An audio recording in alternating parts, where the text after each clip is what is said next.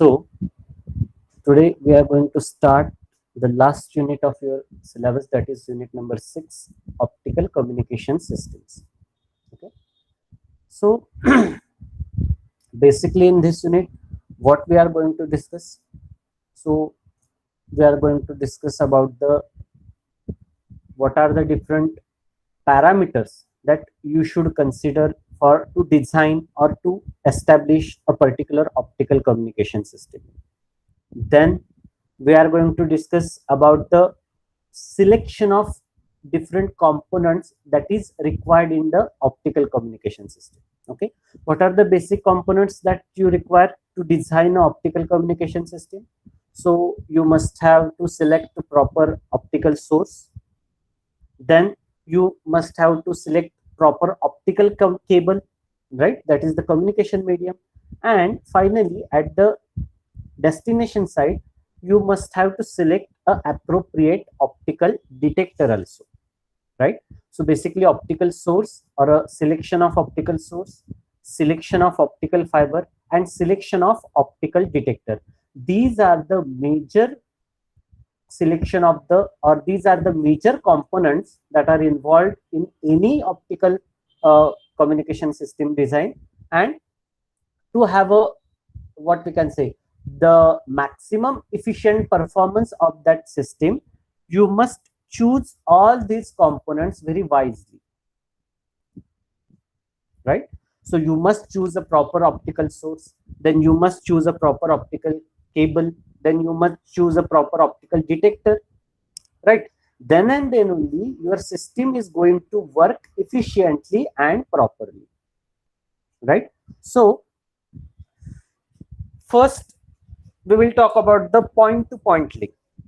Okay, so consider if you want to design or if you want to establish a point to point link in of optical communication system, then what factors that you should consider in case of designing a point to point link, right? So first, the, what we can say, the key points that you should need to analyze for the optical fiber link is the transmission distance. For how much distance you want to establish a cable, that is transmission distance. Next thing or next key factor that you should consider is a data rate or channel bandwidth, right? Data rate or channel bandwidth that you should consider. Third, bit error rate, that is the BER. What is the desired bit error rate for that? So these are the three very important key factor that you should analyze to establish or to design any optical fiber link. What are these three factors? You must have a clear idea about the transmission distance. Then you must have a clear idea about the data rate or channel bandwidth, you can say, right? And what is the desired bit error rate?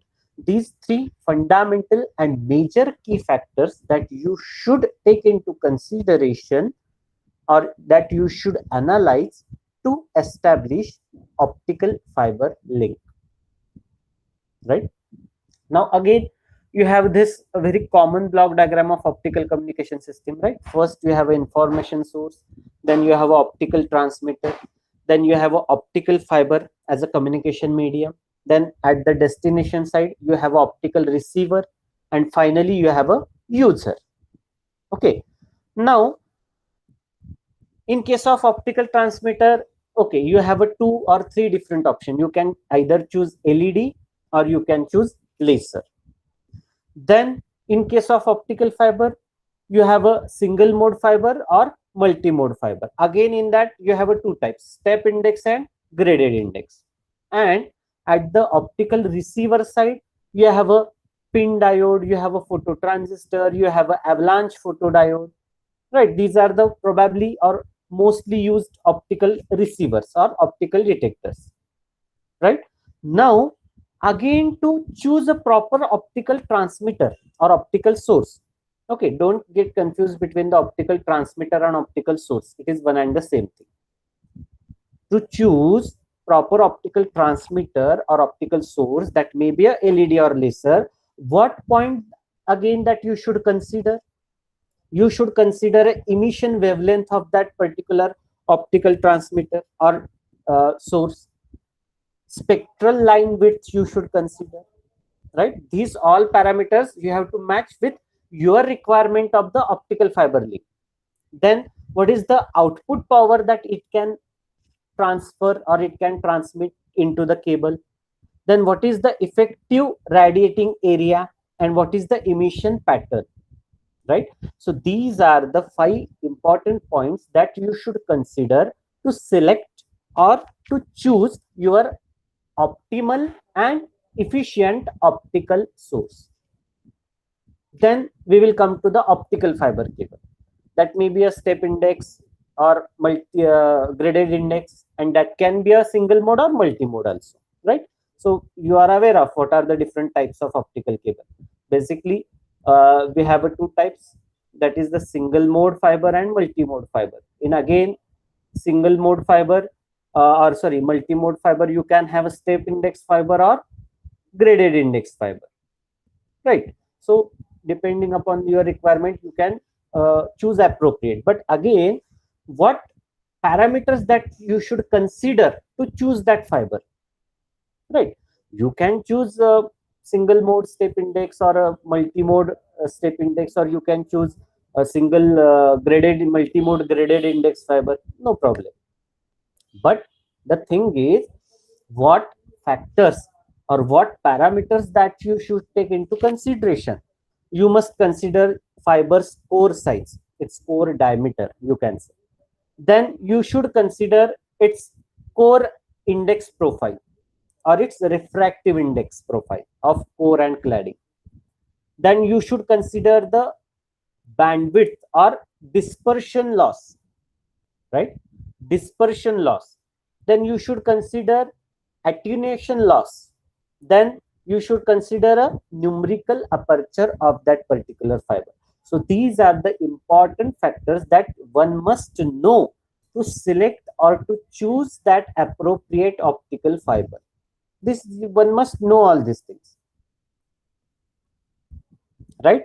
Then we will come to the optical receiver side or optical detector, one and the same thing. In again that you can choose a phototransistor, avalanche photodiode, pin photodiode. Okay, fine. These are the different types of optical detectors you should available. But again, in that, what parameters that you must know to choose or to decide this is what the perfect optical detector for my system. What parameters that you should consider? Responsivity of that optical receiver or detector, then its operating wavelength, then its speed, sensitivity, and the efficiency of optical receiver, right? You should consider the efficiency also. So responsivity, operating wavelength, speed, sensitivity, and efficiency. These 5 points you should consider in case of optical detector or receiver. So based on the analysis of these points, you should choose the appropriate optical detector, right? Now, how to select the fiber? Selecting the fiber.